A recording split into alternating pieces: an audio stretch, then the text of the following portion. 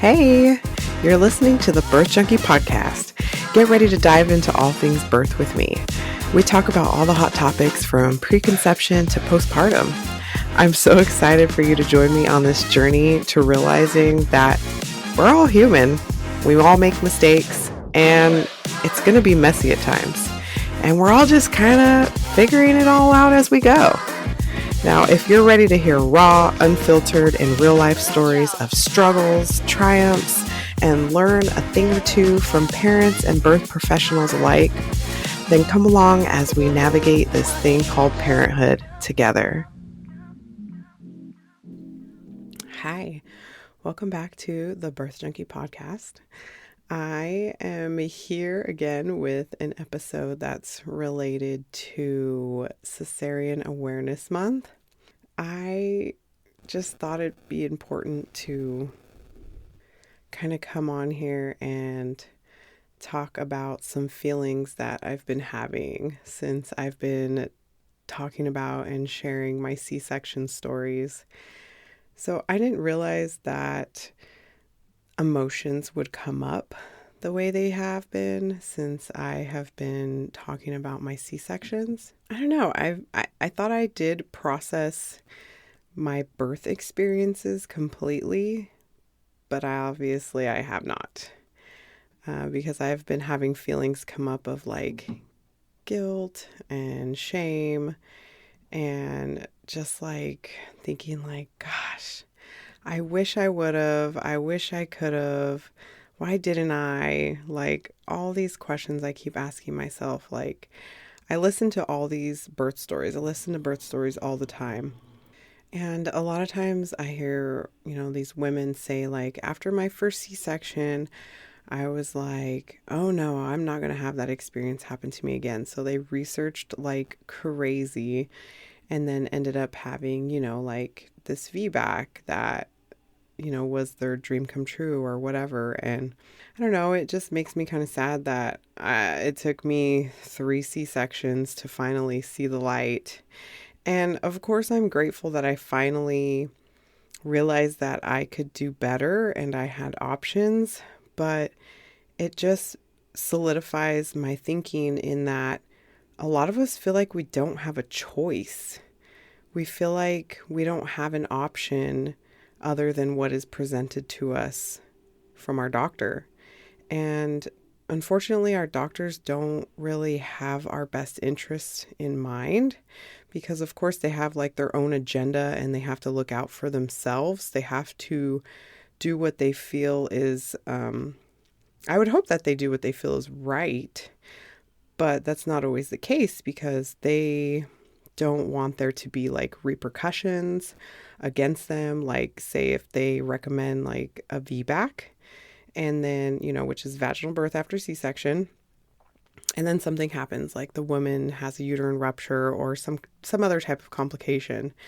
I'm assuming that they don't want it to come back on them, so they don't want to really recommend it, which is really sad because ultimately it's our choice, but we feel like we have to listen to this authority figure who, of course they went to school for all this, but it's crazy. A lot of these OBGYNs have never even seen a physiological birth. Now, what is a physiological birth? So that would be where the woman is just honing into her intuition. She's moving the way her body is telling her to move, getting in whatever position feels good to her, not just laying in bed unless that feels good to her, eating and drinking, making whatever sounds come out of her mouth, and just letting herself be led by her body. A lot of doctors haven't seen that. They see these women who come in and are looking for them for advice on what they should do next because we're scared. We go in there scared because we don't know what to expect. There's all this fear surrounding birth. And I feel like a lot of it stems from Well, there's many different things that it can stem from. It can stem from what we see in movies, which, whatever we see in movies is normally the most dramatic. It's like women screaming and clawing at their husbands and saying, "Get this baby out of me," or, whatever the case may be. And sure, some women do react that way to birth, but a lot of times they don't. It's when I had this vision of birth that it was exactly like the movies. It was going to hurt. It was going to be scary. I needed to listen to what my doctor was telling me and count to 10 when I push. And that's just not reality. Like, if we're talking about physiological birth, that's not what it is. It's different for everybody. Some women might be screaming, moaning, they can sound like a wild animal. They could be quiet, just, everybody reacts to the intense feelings of contractions differently. And I feel like a lot of it has to do with your preparation for birth and where your fears stem from. So like I talked about, a lot of them stem from TV, or it could stem from us hearing these horror birth stories from our friends and family, or it can stem from our family like being scared for us, so they instill that fear or push those fears onto us. And yes, birth is unpredictable. We cannot say what exactly is going to happen in birth. But I feel like we have to be okay with the unknown. Like, we could make the best laid plans. We could create this perfect birth plan, but it might turn out completely different. And that's okay, because that's birth. But I just feel like we put too much idolization on doctors, and we ignore our own intuition, our own thoughts, our feelings, whatever that may be. We're ignoring it, and we're going to this authority figure to ask them what the best thing for us to do is. And I feel like that's a big thing on why I struggled so much, was because I felt like I was failed by this system, because I was told this is what was best for me, and I ended up having these C-sections. And even though on the outside it might not look like birth trauma to some people or most people, I don't know what people think about it, but to me, each birth was very traumatic, each C-section birth. Like, there was things in it that just happened to me that made me feel like I wasn't even a person. It made me feel like I didn't matter, and the only thing that mattered is, a healthy baby. And which, of course, that does matter, but that's not the only thing that matters. And that's the way I felt for so long. I know I can't look back and continue to regret not doing the research and doing the work to have a better experience for the next time, because what happened happened. Like, I cannot change the past as much as I wish I could sometimes. But that's real. Like, you don't realize what somebody could be going through when they have a C-section or even a vaginal birth. You have no idea. There could be so many things that happened that they don't talk about because they're either ashamed of, or they feel like it's normal because it was made to seem normal. So I really struggled with that. And then, like I said, talking about my C-section stories, it kind of brought some feelings up. And I just, thinking back on it, I'm like, how do doctors do this day in and day out and feel okay about it? It doesn't make sense to me. And I know it's not every doctor. I know that.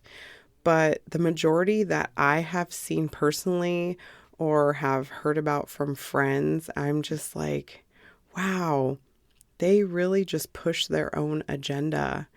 And, I mean, we can get so deep into this topic because there's so many different levels to it. Like, it's not just the doctor, there's like a hierarchy.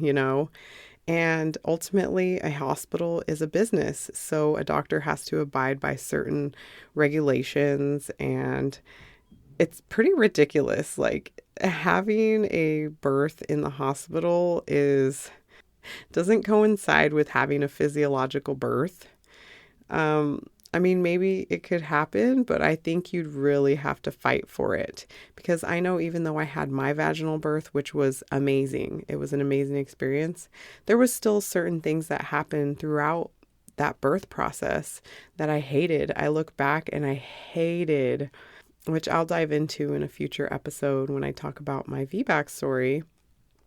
But it's so nuanced. I mean, it just depends on who's the one administering care, who's the one looking on, and who's the one experiencing it. Everybody is going to have a different perspective of what is happening, because what I perceive as birth trauma to somebody else might look like a peaceful, beautiful birth. We're all different in that sense. But I just realized, it takes time to heal from that. Even when you feel like you've healed from some wound, some previous wound, you might not be, and it's not like you work on it once and it's gone. This is something that you have to continually work on throughout your entire life sometimes, to heal those wounds and push past them and not look at them anymore as a negative, because that's what I try to do. I try to look at it as, not a negative experience, even though it was. I try to look at it as, this is the thing that pushed me into this work. That is the thing that brought me to want to help more women. I want to help women. I want them to see that they are so much more powerful than they are made to believe. Like, you are so powerful, and nobody can take that power away from you unless you let them. And it can be easy to do in this system, because I know I felt like my power was stripped from me many times. Each time I went to the hospital in one way or another. And I almost felt like, I don't know, it kind of sounds ridiculous, but like going against the system, I almost feel like a little kid in like school.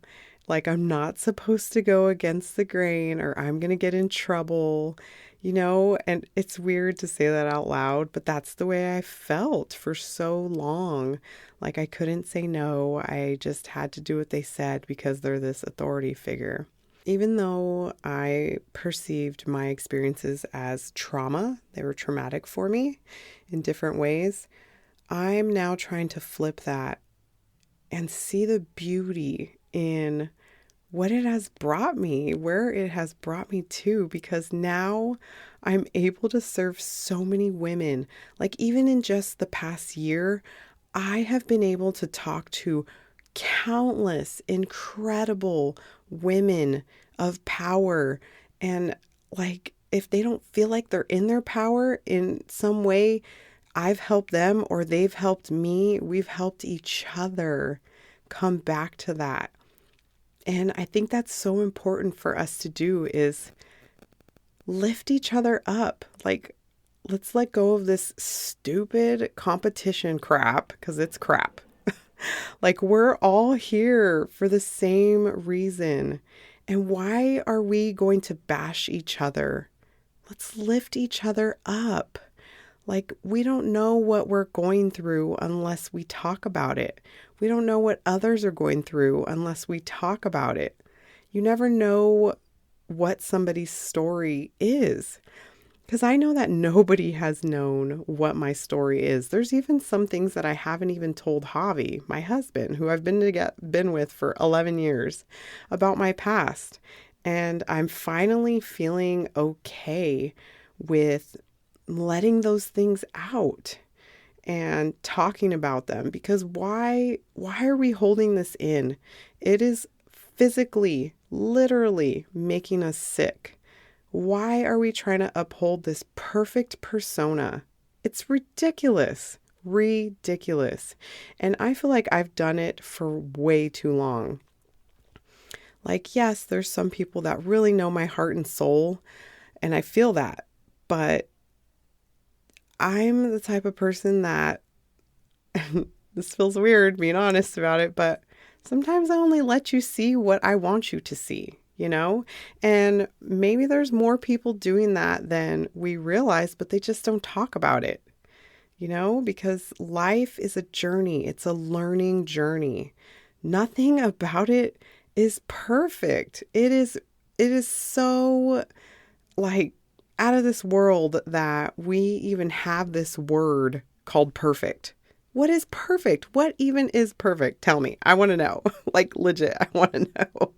Because I think it's ridiculous. We are not perfect and there's no reason to try to be perfect. It's all about progress. And I know I've said this before, but life is a progression. I know compared to like 10 years ago, I'm so much different than I was. Compared to 5 years ago, 1 year ago, 6 months ago, 30 days ago. Like I'm so different than I used to be. And when people say that to me, because people have said that to me, like, oh, you're so different. Like you're not how you used to be. And I'm like, thank you. Why would I want to be? I want to be forever evolving. And that might look like not having the same friends as I used to. That might look like me having different routines or, hanging out with different people. Whatever the case may be. Like it's going to look different, and that's how it should be. Like if you're not growing, you're dying. And I've heard that, and I thought it was very abrasive when I heard it, but I feel like it's true. Like if you're not growing, then what are you doing? Like there should always be some type of, and I'm not saying you should always be reaching for a goal, but why not learn all that you can? Why not grow relationships deeper than you have been? Why not dig deeper into yourself than you have been? It doesn't even have to be external growth towards others. That internal growth, your mindset, the way you feel about yourself, things that have happened to you in the past that were traumatic, or, like depression you may be going through right now.